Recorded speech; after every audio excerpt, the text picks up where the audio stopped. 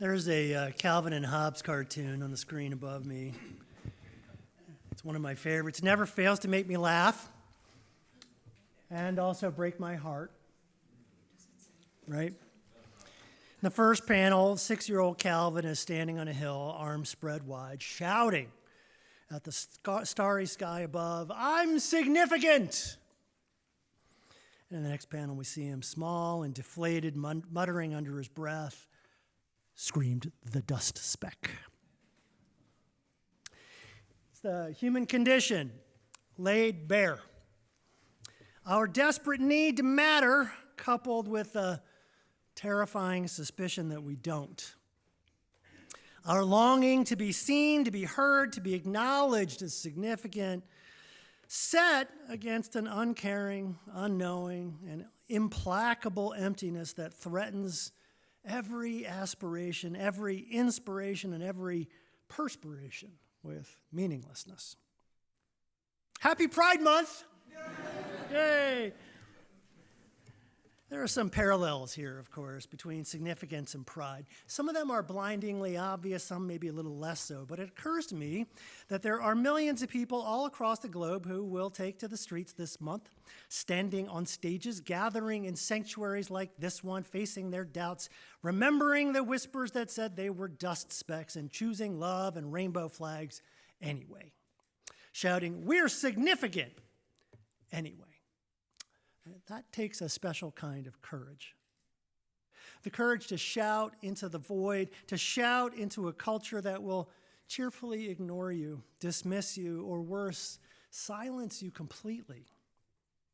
The courage to show up, to be present, to be visible when visibility itself can be dangerous. The courage to believe, despite all evidence to the contrary, that your life, your love, your very being not only matters, but is important in this impossibly huge and generally hostile universe. This morning, I want to talk about that courage, the courage to not just exist, but to be fully, authentically, unapologetically, to stand on that hill with Calvin and shout so loud that the echo drowns out every whisper of doubt. And that brings me to Paul Tillich. Some of you will remember that I've talked about him before. Tillich was not a Unitarian nor a Universalist, but even with that shortcoming, he was still pretty interesting. You could say that he redefined the goal of and the point of theology. That instead of God talk, whatever we might mean by that, Tillich said that that theology ought to be about ultimacy, things of ultimate concern, not just reality, but what is ultimately real, not just truth, but what is ultimately true, not just meaning, but whatever it is that gives meaning and value to life. That is theology. And what I learned from Tillich is that, and thinkers like him, is that words are sometimes fragile, imperfect, partial things. Sometimes, if you want to say something big, to inspire, to comfort, to challenge, to aspire, that maybe what you need is not data or dogma, but poetry and play. And that's theology too. I've been hanging out in that space pretty much my entire career, which is why, if you ask me, I will tell you that Tillich was probably the most important theologian of the 20th century. Make a note. Anyway, Tillich was born in Germany, lived through 2 world wars, and fled Nazi Germany for America. Before arriving on our shores, you could say he saw some pretty awful stuff. I could also say that he may have learned a few things about shouting into the void. But his whole career was not about easy answers, just questions. And maybe that's why UUs like him so much. He was quite prolific, but his most popular book, The Courage to Be, was published way back in 1952. In it, he described something he called existential anxiety. Existential anxiety. He said it comes in three forms. First is ontological. You can think of this as about existence itself. Basically, Tillich is talking about the fear that everything we are could simply vanish into nothingness. The second anxiety is moral.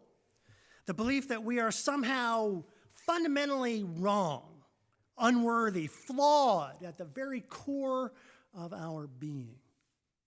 And the third is spiritual, the fear that existence itself might be fundamentally without meaning or purpose, that we might be nothing more than cosmic accidents in a universe that doesn't care. Facing these three is quite hard, but Tillich argues that facing them is the job. It's what being human is kind of all about. And the only way of going about that is with courage. There are lots of different kinds of courage. Courage that arises from pure ignorance, for example. In my own life, I tend to categorize these experiences under the heading, "It seemed like a good idea at the time." Knowing more, I might not have chosen to do this dumb thing, but now that I'm in it to win it because I'm stubborn and ornery. I know some of you clearly can relate. There's also the courage that you get from being part of a group, which only works if you're part of a group. It's not nothing, but maybe not as comforting in the long sleepless hours of the night or the long hours in a prison cell. Then there's the courage of being authentically you, which is fantastic and empowering. Maybe a little lonely. There's also the courage of conviction. And we all have friends and neighbors who use adversity as the opportunity to lean into some very traditional Christian ideas. Ideas like, God will save you. God has your back. God has a plan. God will provide. Basically, any sentence that starts with God and then requires absolutely nothing of you except rule following and right thinking. Look, maybe that works for some folks, and if so, great. But for Tillich, the God of thunderbolts was just not enough to shield him when the hours stretch and the doubts come whispering charming little things like, you don't matter. You are not enough. You don't have the right to exist. Tradition and rules and commandments at those moments, not enough. Maybe we're just too smart. Maybe we know too much. Maybe we've seen too much for cheap grace and flimsy sayings. But there is another way. Tillich suggests that what we really need, what we crave, what we long for, is something deeper, an assurance that being itself is good, that to exist is a sacred act, that the universe is structured in such a way that beneath and behind and throughout all things, creation itself is singing the same song. Yes. Yes to your life. Yes to your voice. Yes to your being. Tillich calls this song the ground of being. Now, well, you may be skeptical, and that's fine. But when you start stripping out our simple and maybe naive ideas of what we talk about when we talk about the divine, the holy, the mystery, or whatever it is we call God, when we take away the stuff that's just us, the stuff that's just our human projections, our humanity maybe dialed up to 11, when we do that, we realize that maybe God can't be a supernatural puppet master pulling strings from heaven. Maybe God can't be a great mother weaver knitting together the fabric of human destiny. God definitely can't be a long-haired hippie who cares so deeply about your next promotion, your home team's touchdown, or whether yours is the house that was saved from the tornado. All of that is common and easy and fun, but it leads to a God that is too small, too petty, too limited, too human. Instead, Tillich said that God, if that idea is to have any meaning at all, should be more. Well, we ought to call God, or maybe we should just call it something else, like God beyond God. But whatever we call it, we can, and maybe should, identify it as that fundamental power that makes existence itself possible. That is, God isn't a being among other beings. Instead, the God we should be seeking is being itself. Being with a capital B. Being. The source and depth of all that is. A love that undergirds and sustains everything that exists. A fundamental goodness finding expression in existence itself. And when we root ourselves in that, when we affirm our fundamental identity as an expression of that, we find courage. Courage to face our fears about death, guilt, and meaninglessness. Because, as Tillich explains, in the ground of being, courage is justified. The ultimate truth about this world is that you do belong. You are wanted. You were chosen. You are fundamentally, intrinsically, devastatingly necessary and crucial and beloved. You, just as you are. Do I believe this? I'm not sure. I want to. These ideas make my heart soar. They inspire me. Maybe they inspire you. But maybe that's not the point. There's more. Because this isn't just theology, not just armchair noodling about ultimate things and what it means to be alive and awake and active in an endless sea of stars. Instead, for Tillich, it's a practice, a spiritual practice. Choosing to see the world this way is a choice, a daily choice that we can make, a choice for every single morning, despite every calamity, despite every uncertainty, despite every loss, a choice to love despite heartbreak, to hope despite disappointment, to choose the good despite the bad, to celebrate possibility despite the chaos, to choose the present over the future, to embrace being despite the fact that all things end. I believe this has value.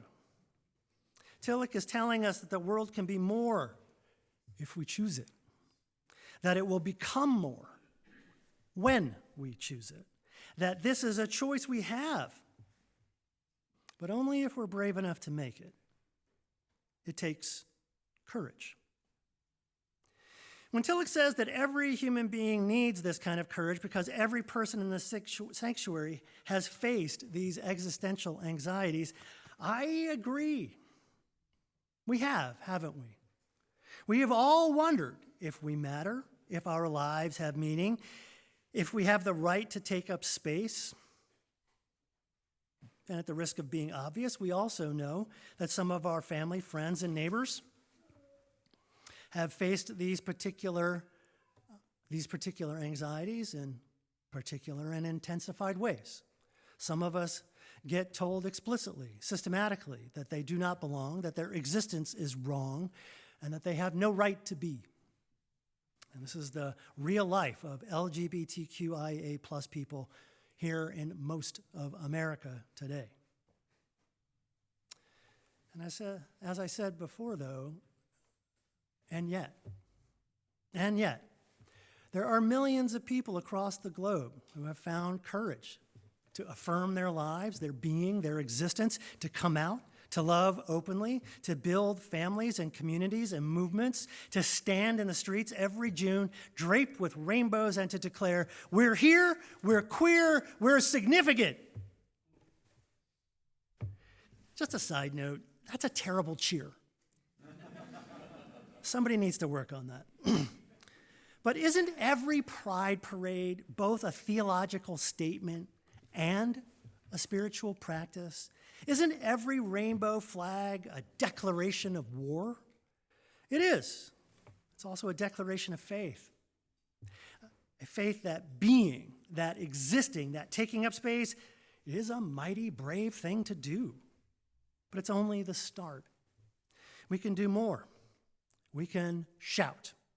We can preach our gospel of glitter.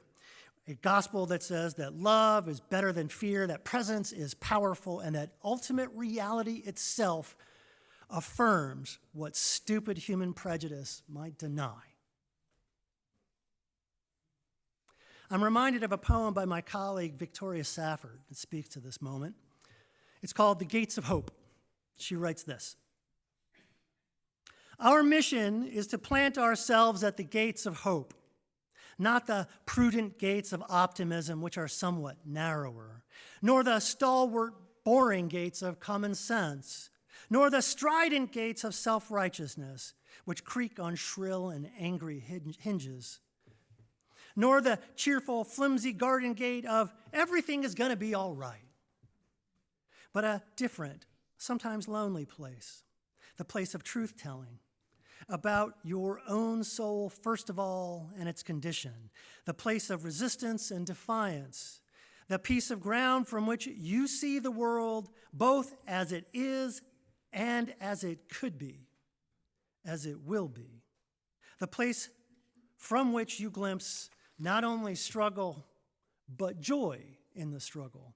And we stand there beckoning and calling, telling people what we are seeing and asking people what they see." Wonder if this is where the courage to be plants itself, right there at the gates of hope. Not perched on a naive optimism that pretends everything is going to be fine, but hope. Hope that sees clearly what is while holding steadily to what could be. A place where we tell the truth about our souls and their condition, where resistance and defiance come home, where we celebrate not only struggle but joy in the struggle. This is the universal human challenge, the daily choice we all can and maybe must make, especially now, especially in times that test our resolve. Now is when we need to find our voices and claim our space and live unapologetically, not despite the chaos, but because of it. Not when it's easy, but because it's hard. And God knows that some of you are in it right now, facing the hard right now. Some of you are facing illness, loss, relationship upheaval, career uncertainty. Courage means affirming your worth and dignity even in the midst of difficulty, trusting that there's hope to be discovered even in the darkness. Some of you are wrestling with who you are, what you believe, how you want to show up in the world. Courage means honoring your authentic self even when that self is still emerging, even when others might not understand or approve. Some of you are feeling called to speak up against injustice, to challenge oppression, to work for change in your communities. Courage means living your values out loud, even when it's uncomfortable, even when it costs you something.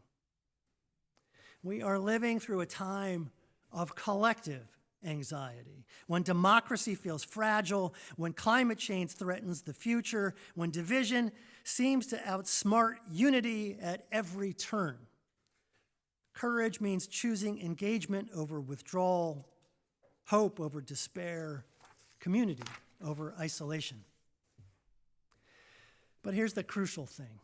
We don't have to find this courage alone. In fact, we can't. Because the ground of being isn't just an individual experience. It's our collective reality. It's the love that connects us, the humanity that binds us, the truth that holds us when we can't hold ourselves, the truth that says that together you are safer, together you are stronger, together you are very significant. When you can't find your voice, let this community help you find it. When you can't claim your space, let this community make that space for you. When you can't live unapologetically, let this community love you until you can. That's what religious community is for. Not to give you easy answers or false comfort, but to root you so deeply into the ground of being, in love, in connection, in shared purpose, that you can face whatever comes. And today, Pride Sunday, maybe that is the most important part of all. So as we enter another Pride Month with our heads held high and our hearts fierce, let me leave you with this invitation. Find your voice, because the world is starving for your song. Claim your space, because you were never meant to be small. Live out loud, because silence is too high a price to pay. Be bold in your love. Be bold in your values. Be bold in your hope. Be loud in your laughter. Be loud in your rage. Be loud in your joy. Be fierce in your truth. Be radiant in your being. Be unstoppable in your becoming. Hear this and let it root you deep. You are not a mistake. You are not a problem. You are not a phase. You are a revelation. You are a revolution. You are a radiant, unrepeatable, irreplaceable declaration from life itself. And when you forget, let this community remind you. When you falter, let this faith hold you. When you are weary, let this love carry you. Because this is what it means to belong to the ground of being. Not just to be seen, but to be sustained. Not just to survive, but to thrive. Not just to exist, but to flourish. To belong to the ground of being is not to be spared the struggle. It is to know at your deepest depth that you are not the problem. No, because you are the solution to the problem. So rise up and sing out. Rise up and shout. Rise up and shout. Rise up and shout. Shout for every dust speck that ever dared to burn bright. Shout for every soul still seeking their true name. Shout until the heavens hear you. Shout until the void shouts back. Shout until the world remakes itself around your voice. The truth is, you are significant. You do belong. You are beloved. So be dazzling. Be defiant. Be free. Be. Amen. Visit us at uusg.org.